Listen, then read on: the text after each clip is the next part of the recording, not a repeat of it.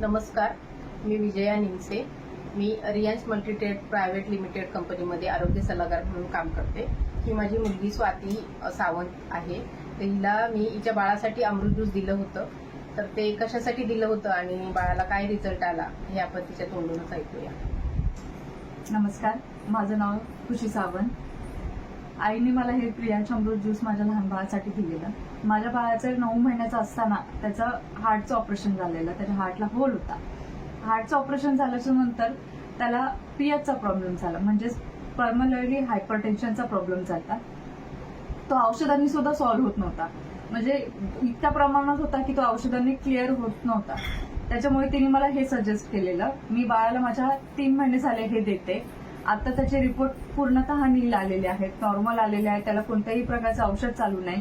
Even त्याचं प्रतिकारशक्ती सुद्धा वाढली आणि त्याचं वजनही याच्याने वाढलेलं आहे.